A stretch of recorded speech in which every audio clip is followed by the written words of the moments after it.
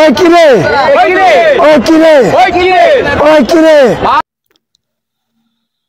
আসসালামু আলাইকুম। কারো পৌষ মাস, কারো সর্বনাশ, কথাটির সাথে কিছু জিনিস মিলে যায় বাস্তবতার সাথে। দেখুন, আমরা বাঙালি, আমরা অনেককে মানে ভাইরাল করে দিয়ে আমরা অনেক কিছুই মানে নিজেরা ভোগ করি, মানে অনেক ফান করি ওইগুলা নিয়ে। যেমন এই যে কিছুদিন আগে রিসেন্টলি যে জিনিসটা ভাইরাল হয়েছে আর কি, যে ওই কিরে রসমালাই মধু, এই ব্যক্তিটাকে নিয়ে আমরা অনেক ফান করছি, অনেক ভিডিও করছি, তাকে অনেক ভাইরাল বানিয়ে দিছি। কিন্তু সে কিন্তু তার পরিবারের জন্য যে এইগুলা করছে, এইগুলা কইরা মানে দর্শকদের মজা দিয়া, বিনোদন দিয়া, তার যে কর্মটা, সে যে তরমুজ বিক্রি করে, তার যে ব্যবসা, সে এগুলা করতো।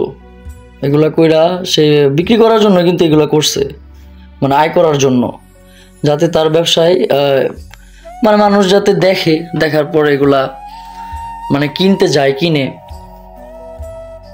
এখন তো সেটা হয় নাই, হয়েছে অন্যটা, মানে ক্রেতার চাইতে দর্শক বেশি। মানে উনি কান্না করতেছে, দেখেন।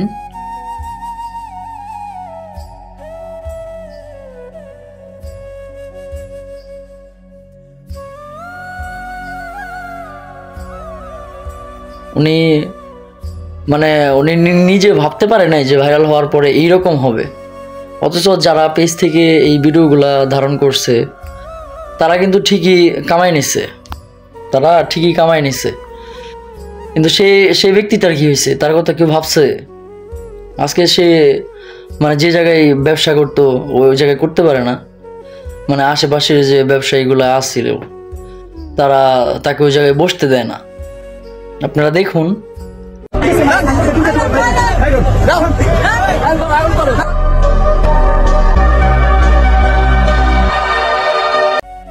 মানে এগুলো তো আমার মুখের কথা না, আমিও তো দেখছি, মানে দেখতেছি, সোশ্যাল মিডিয়াতেই দেখছি।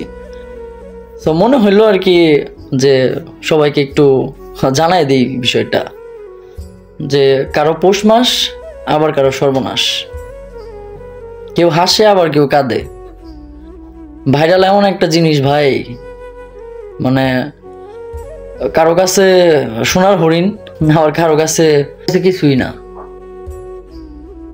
তো আমরা মানে তাকে নিয়ে আর হাসি তামাশা না করি, ঠিক আছে?